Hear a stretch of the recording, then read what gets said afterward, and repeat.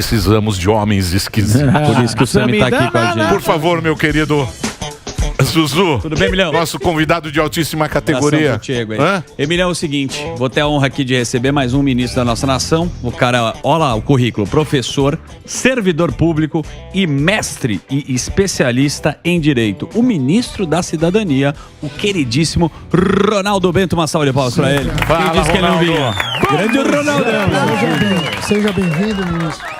O Instagram é @RonaldoVBento. Ronaldo V Bento, o Instagram dele.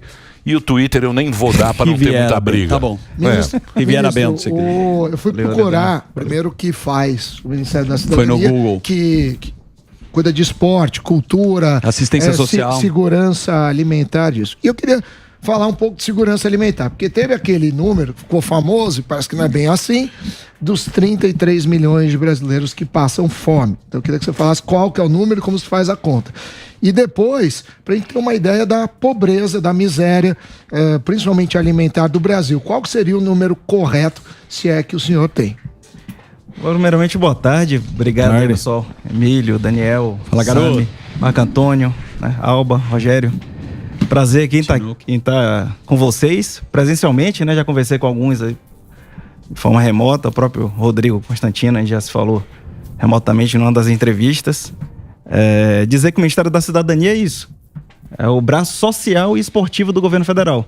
A gente estava falando de qualidade na gestão, né, de estar melhorando ali as boas práticas, ali tá trazendo coisa boa e também corrigindo as disfunções, né, da burocracia. A burocracia veio para ajudar, mas as disfunções atrapalhou muito o país, né? Estamos num caminho de crescimento. Acho que o mérito é ter corrigido essas falhas, esses óbitos que tinha na entrega das políticas públicas. E o Ministério da Cidadania veio com esse conceito, né, do esporte como meio de inclusão social, né, foco na proteção social do nosso país, fortalecimento do SUAS. Vocês terem uma ideia, é o governo que mais investiu em proteção social da história, né, da nossa nação. É o ministério com maior orçamento, né, justificado, que estamos passando por um período de recuperação social. E a gente, pós-pandemia, e a gente vem nessa toada de estar aplicando esses conceitos de administração, como o Daniel aqui colocou, né, sou servidor público de carreira há mais de 20 anos, então dedicado aí à parte de gestão. E a gente vem ali passo a passo, né, corrigindo essas disfunções. Passando aqui para a pergunta do Sami, números são jogados hoje de forma aleatória, né, sem nenhum tipo de fundamento, né, para constranger de fato. Assim como falaram que o Auxílio Brasil ia acabar agora em dezembro. Né? Assim como tem outros absurdos aí sendo colocados, né? Campanha, né? Campanha política. Teve um jornal lá em Brasília, né? Um jornal de grande circulação, que falou que a gente tinha 86 milhões de pessoas em situação de rua no país. Imagine, 50% da população você não ia conseguir nem andar. Haja rua. Haja rua. Então, esse tipo de narrativa falaciosa, Sami, a gente tem todo dia para todos os gostos, né? Mas qual que de lá para cá. A gente hoje está trabalhando com o aperfeiçoamento do cadastro único, que é esse banco de dados do governo federal, onde é a porta de entrada de todos os benefícios sociais do governo federal, processo de modernização, aperfeiçoamento. Hoje o Brasil é considerado o 7º país mais digitalizado do mundo por esse processo, né, de desburocratização. E o nosso cadastro único hoje eu lhe dou um dado, né? Você que é economista, gosta de basear aí de dado, que hoje 100% da população que está naquela faixa da pobreza extrema no nosso país, regularmente cadastrado, recebe Auxílio Brasil de no mínimo R$600. 100%. Tem um cartãozinho, recebe direto. Quantos milhões de cartão foram distribuídos? Hoje nós temos, de beneficiados, nós temos mais de 21 milhões de famílias beneficiadas. O cartão da época da pandemia, que tinha as filas... Acho que começou com 18. Então, tinha aquelas filas para... A sacanagem é a seguinte, porque o que acontecia? Vai falar aqui um cara que não sabe muito, mas vou fingir que eu sei. Tá bom. O dinheiro ia para a prefeitura. A prefeitura distribuía. Então o prefeito ia lá e dava o bolsa, alguma coisa para os caras no local. O benefício. A Caixa fez o quê? Vai direto pro cidadão. Então o prefeito lá, ele perdeu esse poder de ganhar o votinho lá. Federal. Cortou o caminho. Fez isso aqui, ó. Deu uma pelezada. no local. Então o prefeito está muito triste, porque ele não tem mais o cartãozinho para dar. Estou certo ou estou errado, ministro? O que a gente fez foi, no processo, por exemplo, do auxílio emergencial, porque vamos separar aqui os programas sociais. Nós tivemos, durante a pandemia, o auxílio emergencial. Isso. Esse, reconhecido, inclusive, pelo Banco Mundial, dos maiores programas. Isso tudo era direto. Direto. A lei foi sancionada, em 6 dias a gente começou o pagamento. Eu lembro. 6 dias. A gente começou o pagamento. Esse recurso chega direto, a gente bancarizou mais de 20 milhões, né? os invisíveis naquela hora ali. 68 milhões de CPFs pagando, chegou perto de 60% da população brasileira sendo atendido pelo auxílio emergencial. Passado ali o momento crítico da pandemia, vamos para o programa permanente de transferência de renda, o Auxílio Brasil, que é uma mudança de conceito no programa de transferência de renda. A gente tem que se lembrar que o programa anterior, né, tinha um formato de assistencialismo puro. Isso. E a gente traz um conceito, né, de assistência social focado na autonomia das famílias. Isso é muito importante, porque a gente vem, né, para um programa onde a gente fomenta ali, dá oportunidade para que a pessoa supere a situação de pobreza. E não fique no programa de transferência de renda aguardando ali o recurso e fique impedido de conseguir a sua melhora. Porque no programa anterior, todo mundo sabe a história. Estava dentro de casa, né, ou tinha uma pessoa fazendo um trabalho para você, seja uma diarista, etc. Você ia querer assinar a carteira, aquela pessoa virava para você, não assina não, senão eu perco bolsa. Isso. E era assim. Exato. Todo mundo sabe do que eu tô São falando. 21 Perfeito. milhões de famílias. Mas Sim. assim, quantas pessoas Beneficiários diretos? Não, passam fome no Brasil. Porque isso eu não consegui ver. Pobreza extrema, que a gente considera. Passa fome. Pobreza extrema. A fome é a insegurança alimentar grave. Tá. Então, Passa fome, o gordão tá passando fome. A gente Porque esse cara considera- passa de fome. Mais ou menos. A gente considera insegurança alimentar, né? A leve, moderada e a grave. Né? A grave é sinônimo hoje conhecida como a fome. Tá. No Brasil, nós temos hoje, né, identificado 17 milhões de famílias Pobres. na chamada pobreza extrema. Pobreza. O que é Famílias. pobreza extrema? Famílias. Abaixo de Não, não. R$105 per capita. Abaixo de. R$105 per capita. Isso é considerado pobreza extrema. Essas pessoas estão identificadas e 100% delas hoje recebem Auxílio Brasil de no mínimo Não R$600. consegue nem pagar um aluguel, nem uma comida. Não, então ela não tem- tem mais. Então, mas ninguém esses. fora do programa de mas transferência esses de aí renda. estão recebendo esse 600. 100%. Então não existe mais. 100%. Eu vejo que a gente está caminhando para erradicação, tá certo, da pobreza extrema no nosso Não, país. mas se você falou que todo mundo recebe isso, não tem mais ninguém abaixo de 105. Abaixo de 600. Então você está falando que é zero 100%. o número de brasileiros em pobreza Que é o extrema. cartão. 100% hoje regularmente cadastrado no Cadastro Único hoje recebe. Se existe alguém que não receba, né, Vocês não tá tão- aí o não Cadastro tá- Único não tá pronto mapeado. para essa pessoa se cadastrar e passar a receber. Mas você não tem mapeamento Hoje, disso. hoje temos De quem? identificação disso daí. Nós temos hoje, por exemplo, o lançamento do aplicativo do Cadastro Único, onde você pode fazer o pré-cadastro pelo aplicativo. A gente está dando meios de identificação. Sim. Pessoas em situação de rua. Das 170 mil pessoas identificadas em situação de rua, já temos 150 mil recebendo. Então a gente avança para chegar nos invisíveis, né? E o auxílio emergencial ajudou muito nesse sentido. Então, e a gente está... O pessoal lá, o Paulo Guedes falou isso aqui, ele falou, porra, que ele se assustou de ver que tinha tanta gente que era invisível, que não tinha nada, não Sim. tinha conta, o cara não era nada. Eu posso fazer um break, ministro? Claro. Então, com a autorização do ministro e Isso é bom. da nossa Tem uma equipe autorização. fantástica, Um aval. pedir autorização. Posso fazer um breakzinho, pedir autorização aos magistrados fantásticos. Um breakzinho, coisinha muito rápida, rápido. coisinha rápida, ministro, se você me permitir. Coisinha Tamo rápida. junto. Um breakzinho rápido, Reginaldo. A gente continua na TV. Vai lá, Reginaldo. Tchau, tchau, não. Agora tem uma coisa, né? Esses números aí, isso aí é complicado, né? Porque fica fica campanha. Narrativa. E as pessoas nem sabem. Não sabe. Respondendo aqui o Sam, que o Sam gosta dessa parte O Sam é chato pra de caralho. números. Vamos ser honestos. Se você Pensa decorda, dele aqui. se você decorda Ele pra vai ele... pegar tempo de ele vai renda. segunda-tarde. Vai ver o que você fez ontem. Sou Dá corda chato, pra você mas ver. também tomo porrada. Pega o RG dele aí. É o Mestrado Xi em Jinping Direito da PAN. Econômico. Como é, o teu mestrado é de Direito Econômico. Então estamos juntos aqui Boa. no processo. Boa. Agora do pessoal que pensa. Mas eu vou lhe dizer o seguinte. No PT. Hoje a gente tem, né, 55 milhões de brasileiros sendo beneficiados direto do Auxílio Brasil. 55 milhões. Ou seja, 1/4 da população brasileira hoje é atendido pelo programa Auxílio Brasil. quarto. Isso nunca aconteceu. Mas eu quero Hoje a gente saber... tem uma folha de 12 bilhões. Todo mundo hoje Calma. identificado pelo esse cadastro único e tem 80 milhões de pessoas ali dentro. Mas você não Esse estima cara que é ninguém, não tem nenhum brasileiro que não foi identificado. Não, existe. Mas qual Não que é a sua estimativa? Não tem essa estimativa. Porque Não eu botei tem. todos os meios, né, disponíveis para poder identificar essa pessoa. E hoje a gente... A estimativa é zero, então, de hoje a gente pessoas. zerou a fila. Entendi. Ou seja, se identificar uma pessoa amanhã, a gente coloca para dentro do programa de novo. E é importante também bater num ponto que acho que o Sami tem que enxergar também por uma questão mais sociológica do que econômica ou numérica. A pessoa... É um ciclo que ele vai depender muito da economia, ele vai depender muito do emprego. O Brasil tá batendo recorde de emprego, né? 100 milhões de pessoas empregadas. Então, tudo isso daí depende do momento que a gente vive também. A assistência social é para ser a última rede de proteção social, não a primeira.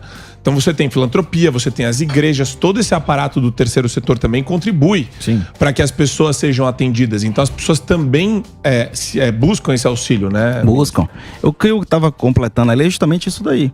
A assistência social, né, sai de um modelo de assistencialismo puro, né, para um modelo de assistência social, né, com fomento à autonomia. A gente foi o conceito do programa social. Vamos lá. Hoje eu tenho 210 mil famílias de carteira assinada dentro do Auxílio Brasil, pô.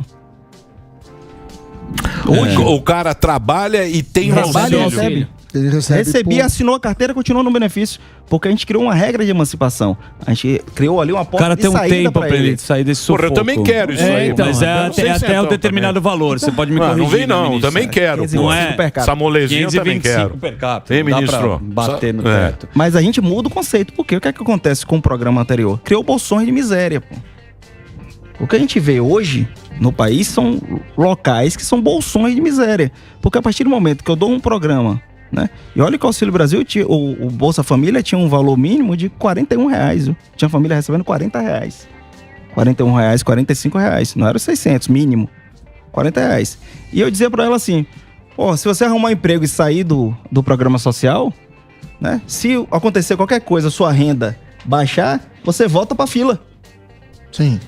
Ou seja, O programa tá lá. aí a pessoa bota o medo. A gente tava falando de medo aqui na estante, né? Sim. É. Tava Tava falando falando sobre de esse medo. assunto. A política do medo também tava na assistência social. Porque a partir do momento que eu digo pra pessoa, pra família, pra aquela mãe de família, olha, se você sair do programa social, você não tem a garantia de voltar a receber, aí a pessoa para e analisa, vem cá, pra que eu vou trocar o certo pelo duvidoso? Sim. E tem muita informação que não chega, né, ministro? Não Eu tava até roubando e olhando a sua pauta, desculpa ser invasivo, e dois assuntos me interessaram. O novo marco regulatório, que é do saneamento básico, e a outra coisa, que é a transposição do Rio São Francisco. São duas notícias que não chegam no final da ponta da população. Não chega. E hoje já tivemos uma notícia inédita, né? Hoje o presidente regulamentou o Programa de Desenvolvimento Ferroviário do país. Hoje, está no de hoje, a regulamentação de investimento na malha ferroviária do país. Sabe o que é isso? Então nós temos a FICO, nós temos a FIOL, a Oeste Leste, vai sair no porto de Ilhéus. Você vê investimento em infraestrutura que não se via há 30 anos no país. Nós pegamos obras acabadas. Esse é o Tarcisão, né? Tarcisão. O governo fez a lição de casa direitinho, na minha humilde opinião, hein? Terminou as obras. Sabe, o ano que vem também, como é que vai ser, né? Aí lembra. O ano que vem também. Resultados passados. Resultados passados não Mas garantem tá no azul, tá no lucros azul. futuros. O Daniel, né? Daniel. Zuzu. Pois Zuzu. não, pode chamar de Zuzu, Zuzi, Zuquinho. Zuzu é quando ele bebe, viu? Quando eu bebo, Ele enxuga, ele fica... quando eu bebo, Ele bebe Zuzu. É Zuzu ou Dani eu peço uma encoxada. Vem pra cá, menino. Mas a Tranquilo, gente... tranquilo, a gente não liga não. Mas vai lá. Fala, ministro. Aí, veja bem, falou de Tarcísio, né? Mas aí eu vou puxar pra minha pasta. Vou puxar para a infraestrutura Cidadania. socioesportiva no país. Sabe quantas obras a gente entregou de 2019 para cá? Mais de 4.500 obras paradas. 96% delas estavam paralisadas. Isso eu tô falando de obras entregues, né? De 2019 para cá, 4.500. Todos os estados do país receberam obras de infraestrutura socioesportiva que estavam paralisadas. Aqui, eu fui em Presidente Prudente aqui entregar a obra do Centro de Excelência de Ginástica, Centro Olímpico de Treinamento de Ginástica. Tava lá o Arthur Zanetti, tava o Nori lá, eu fui lá entregar. Obra parada há 10 anos, pô. Que ninguém mexia. Ninguém mexia. Então, Ninguém quer finalizar a obra do obras. Só inaugura, né? E tem o o político mais, inaugura e não entrega. E dinheiro lá, verdadeiros monumentos ao descaso, Emílio. Eu tenho muita obra era só assim. pilar. E você ligava pra lá, Samir, liga lá pro prefeito, o cara não acreditava, não. Falava, mas eu sou de oposição. Eu falei, não, filho, a obra não é sua, não, a obra é do povo. Exatamente. Mas, ô ministro, esse é o pensamento. Ô, ministro, essa é a obra não é sua, criatura. A questão dos governos, você acredita, então, os governos anteriores como aquela obra a manobra do assistencialismo, até com obras também. Tem um assistencialismo e como obras. Começa a obra para tentar uma possível eleição, deixa lá, e a outra pessoa que termina a obra, depois ela é meio que culpada. Não, fui eu que comecei. Então, nunca tá errado o sujeito. Exatamente. Alba, ele vende a esperança, vende o resultado. E não pode entregar. Porque eles ficam refém da promessa. Sim. Porque se entregar, ele vai ter que construir outra coisa nova. Então, o que fizeram com o programa social, fizeram com as obras também. Vote em mim. Eu inauguro aqui o início da obra, né? Lançamento fundamental. É legal, né? Pra divulgar. Cortar falar com a tesourinha a faixinha. Fita, isso. Fico vendendo a esperança de terminar. E o negócio dura 30, 40 anos. Mas o senhor acha que isso diminuiu bastante agora, que a turma já não cai mais nesse papinho? Porque a gente vê esse argumento, a gente tá vendo agora, inclusive. Lógico que a turma cai. A turma sempre cai no papo, ô Gordão. Tá bom, tá respondido, ministro. Não precisa responder, não, que eu basta se olhar. Basta se olhar. A turma não cai mais. A turma especialista político acabou de responder. A turma acha que vai chover picanha. Não precisa responder mais, não, ministro. Se a turma acha que vai chover picanha, a turma acredita em qualquer coisa, ministro. A liberdade passa pelo acesso à informação. Então, quando você quer libertar, né, um povo, a primeira coisa que você faz é dar informação. Sim. Informação correta. Né? Informação realmente baseada em fato. E quando você tenta, né, limitar, né, a chegada da informação, aí você corre o risco de manter esse povo aprisionado. Sim, mas é muito perigoso libertar um povo que quer ser escravo. Esse é que é o problema. O Maquiavel falou isso. Nicolau escreveu isso. Nini já dizia. Povo que quer ser escravizado, libertar ele é perigoso. Agora me fala uma coisa. Vamos trabalhar. Você fazia o quê? Qual é a sua Antes de ser ministro. O que você fazia antes de ser ministro? Eu fui militar. Você é de carreira? Sou de carreira da Polícia Federal. Boa. Policial federal de carreira. Eu e Anderson, né, somos os 2 primeiros policiais federais a chegarem, né, ao cargo de ministro de Estado. Tinham 3, né? Que o Jorge é da carreira da Polícia Militar. Então, os 3. Então, somos os 2 policiais federais aí, né, hoje como ministro de Estado. Primeira vez na história que temos 2 federais ali, né? Minha carreira foi nessa linha, né? De primeiro como no Exército, depois na Polícia Federal. Eu trabalhei em vários setores, na parte de inteligência, na parte de gerenciamento e negociação de crises, na parte de aeroportos, portos, sempre focado ali na questão também mais para gestão. Então, Entendi. grandes eventos. Você é um gestor, então? Gestor. Me especializei nisso. Especialização em Direito Público, depois mestrado em Direito Econômico, voltado para a gestão. Ministro, e como é que é entrar na política? É outro jogo, né? Eu confesso. Eu tinha uma ideia pré-concebida, né? Eu tinha um preconceito com relação à política. E quando eu vim para o governo em 2018, que eu participei da equipe de transição. Né? Tá. Eu, Dani, Sampaio. Sim. Né? Da Caixa, né? Da Caixa. Isso. Da transição, eu comecei a ver a forma como o presidente Bolsonaro e aqueles que o cercavam ali mais de perto, tratava, né, a política, né? Tratava a coisa pública. Eu comecei a desfazer a impressão que eu tinha da política. Olha que a gente está falando da informação aqui, do acesso, da escravização. Eu mudei o meu olhar para a política e encaro a política como um avanço civilizatório. A política, ela tem que existir e ela evita que nós tenhamos, assim, por exemplo, o caminho da barbárie, o caminho da guerra, o caminho da ofensa. A política é um avanço nesse sentido. E eu vi pessoas que tratavam a política da mesma forma, pensando no bem comum, no bem-estar social. Eu vejo isso todo dia. É o Rogério Marinho, é João Roma, é Tarcísio, que está aqui. Você não vê os ministros que estão lá hoje, né? O Saxida, o Sampaio, qualquer um, o Juca, que é daqui de São Paulo, você não vê nenhum tipo de conversa que não seja para promoção do bem do povo, né? Da entrega de política, de conversa que a gente tenha um legado, né? de administração pública para deixar em benefício da nação. Então, quando o presidente fala, não estou aqui por mim, eu posso dizer, né? Ninguém da equipe ali está ali por uma questão pessoal. Benefício próprio. Não tem ministro com cartão corporativo no governo Bolsonaro. Não tem. Agora uma coisa que o Bolsonaro fez, que a gente estava falando agora, não sei se era o Constantino que estava falando, ele deixou muita liderança, né? Sim, fez nome. Ele fez nome pra caramba, né, o ministro? É esse perfil de ser altruísta, né? Humilde, né? Altruísta, antilitúrgico no processo. Isso incomodou bastante, né? Principalmente aqueles que já estavam acostumados com aquele status quo de Brasília, né? Uhum. Né, de saber o caminho das pedras, saber como é que eu chego, né? Fechar negócio no elevador. Puta, como saía negócio. No mezanino. Pra você chegar até a audiência com o ministro de Estado, uma burocracia sem fim, né? Nessas disfunções. Hoje, como todo mundo, né, tem um perfil técnico, né? De servidores de carreira, ou então muito tempo na gestão pública. Tem essa unidade, Emílio, de valores e propósitos. Uhum. Então, não preciso conversar com meu colega, né, para saber que a gente está andando na mesma direção. Sim. Então, é um time que anda... Que conhece, né? Sabe o que está fazendo. Paulo Guedes, um exemplo, né, um pilar desse nosso governo. E aqui eu faço uma afirmação, nunca negou R$1 sequer para ajudar quem mais precisa. Sempre fez de tudo, né, para fazer com que os programas sociais, né, chegassem na mão daqueles que mais precisam. Então, por isso que a gente tem hoje, né, um Auxílio Brasil que tem um mínimo de R$600, enquanto se pagava R$40 e com fila. Porque as outras coisas estão funcionando bem.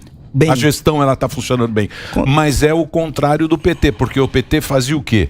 Ele loteava, por exemplo, pegar a Caixa Econômica Federal, ele dava para um partido. Nós ganhamos a eleição. Nós ganhamos a eleição. Queria agora. A Simone Tebet lá. Apoia o Bolsonaro, ela vai pegar um ministério de alguma coisa. Ô, querida, já tem vai lá, lugar pega no time. a sua turma e vai. E aí o cara não tem esse compromisso. Aí é meio nas coxas. Esse aqui é meu, esse aqui é seu, esse aqui é tudo mal feito, entendeu? E isso eu acho que foi o que eu estava falando, uma coisa positiva, foi a gente ter acompanhado aí essa... Grande divisor de águas. Eu acho que isso é uma coisa que todo mundo está vendo. Sabe qual foi a minha conversa com o presidente, quando eu estava na iminência de assumir o ministério? Ele falou assim, olha, palavras dele: nomeie quem você quiser, exonere quem você quiser, faça de tudo para ajudar o povo, até porque eu vou cobrar isso de você mesmo. Ou seja, um presidente da República que pega, né, um técnico, que eu sou um servidor, né, que chegar a ministro de Estado é quase que uma utopia.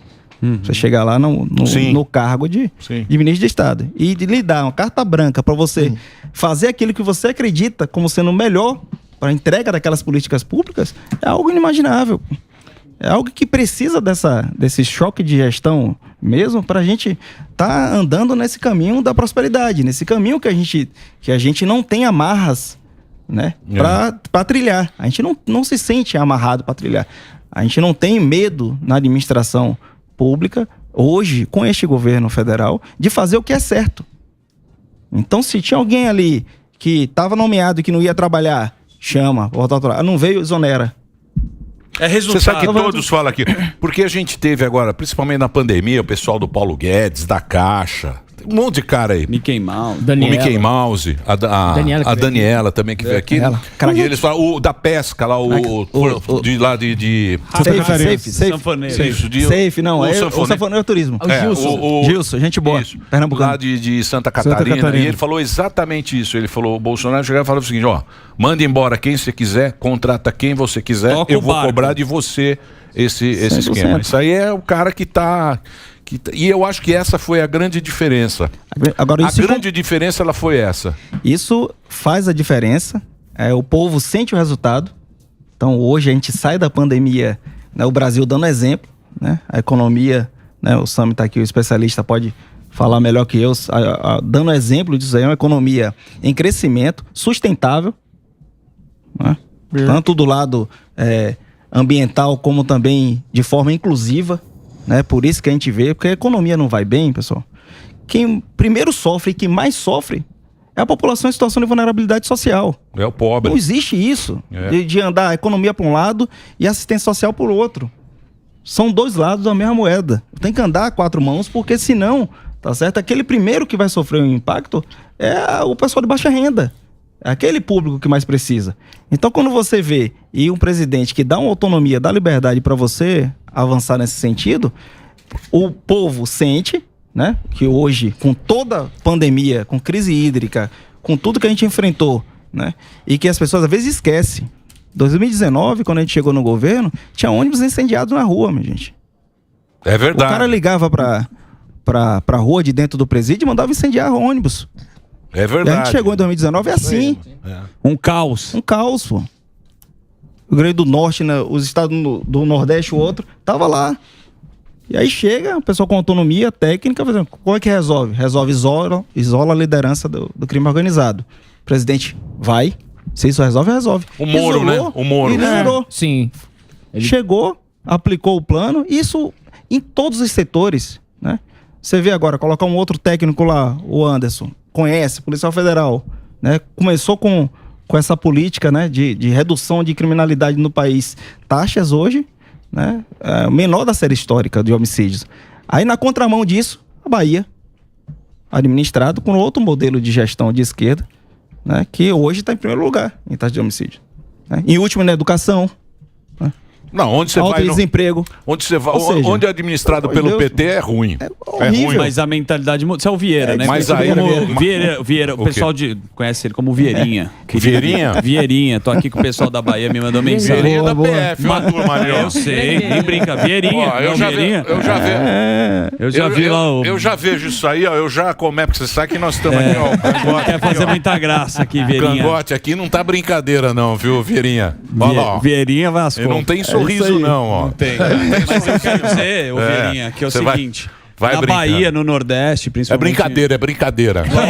Pode ir. Pelo amor de Deus. Pelo amor de Deus. Brincadeira, Você viu, acha que a Vieirinha? mentalidade da turma, principalmente do Nordeste... Porque no Sudeste a turma entendeu o governo, mas você acha que no Nordeste agora as pessoas estão tendo uma compreensão maior do que está chegando lá? A gente tem certeza disso, né? O povo do Nordeste é um povo, sou de lá, né? Sou filho de pernambucano, sou baiano, então conheço aquela região, né? Conheço todos os estados do Nordeste. Primeiro, o povo trabalhador. Então, o povo, ele quer trabalhar. O que durante muitos anos se fez foi aprisionar, né, o povo, não dando oportunidade. Porque quando você não dá oportunidade, você não faz com que aquela pessoa tenha renda própria. E renda própria é sinônimo de liberdade, Daniel. Claro. Isso é o caminho da libertação do povo. A prosperidade, Então você saber o que você quer fazer com o teu dinheiro que dá dinheiro, liberdade. 100%. Então, quando você vê, você entrega a transposição. Ah, eu tinha 80%, 75% concluído. Não entregou, irmão. Não entregou. Você tinha que ter entregue. Como a gente chegou lá, entregou. Por quê? A água, o acesso à água, vai possibilitar que tenha a produção agrícola. Investimos em agricultura familiar, né? Começa ali a ter um ciclo de crescimento. Né? Você vê o oeste da Bahia hoje, é exemplo de produção. Você sabe que vai mudar o Nordeste o eólico. Aquele parque eólico. O Brasil é a melhor região para energia eólica do mundo. O Brasil já está entre os principais. Não, o eólico de energia eólica. Se não me engano, é o 8º maior. O eólico vai mudar a bagaça. Vai mudar. Prepara aí, você que tá é a região que mais venta no mundo, e a gente está falando inclusive da Bahia, e que tem maior extensão para isso. Extensão e o vento é constante. Isso. E é vento bom. E a maioria do tempo unidirecional. É. Que aí faz com que se você for... ali... O grande segredo do eólico é o vento.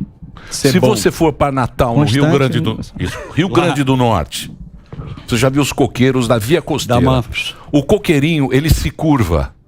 Encoxar coqueiro em Vieirinha Natal. Conhece. Quem gosta de encoxar coqueiro... Esse aqui, ó. Não. Já foi bom nisso.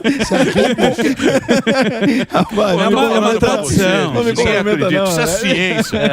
Vieirinha, presta atenção. Você vai para Natal, Via Costeira. Via Costeira, você está andando aqui, ó. Aqui está o Atlântico. Aqui está o Atlântico. Dá uma olhada no coqueiro que está aqui, ó. Na Via Costeira. Que é boa, se à tarde? Não é. Isso aí não é Via Costeira. Isso não é. O coqueiro, ele se curva, ele fica assim, ó. Ele olha com Quem carinho. gosta de arvorismo, encosta esses coqueiros, tem uma energia que é o vento. Renova. Não tem nada de sexual. É o vento. É o vento que ele é constante e é um vento propício. É o melhor vento do mundo para fazer eólica que parece que tem esse projeto. Toda a coisa do Nordeste, dá um friozinho. Certíssimo. É. Agora já foi colocado lá pelo Ministério da Minas e Energia, já a primeira regulamentação para fomento, essa parte de energia eólica, já tem projetos. Realmente o Nordeste, né? Lindo por natureza. Maravilhoso. E tem essas condições ideais aí para energia eólica. Já se fala na produção de hidrogênio verde, uma nova matriz energética. 80% da nossa matriz, né, no Brasil, energética, ela já é de fonte limpa. Sim. É de fonte limpa. Então o Brasil já é exemplo disso. Sim. Então nós estamos vendo aí o que está acontecendo com a Europa, principalmente. Uma guerra que abalou as estruturas, né, da matriz energética na Europa, por um lado. A Europa falou, estão queimando lenha. Não é mais nem carvão, é lenha. E tá faltando luz lá outro lado, também. segurança alimentar.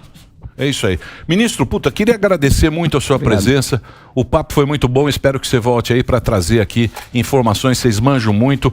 Eu vou passar as redes sociais do ministro. O Instagram dele é Ronaldo V. Bento, que é o nosso ministro, e o Twitter R. Vieira Bento. Muito obrigado, cara. Valeu, Vitor. Obrigado, Jovem Pan. Obrigado, Pânico. Obrigado, estamos juntos aí. Construindo um Brasil sempre melhor. É isso aí. Forte abraço. E parabéns pelo seu trabalho. Dá um abraço aí em toda a parte técnica, a equipe técnica do Bolsonaro aí, que vocês fizeram direitinho o negócio. Grande jogo. Valeu. Obrigado. Boa, Vieirinha. Vamos pro break? Não, então, vamos lá. Vamos pro break.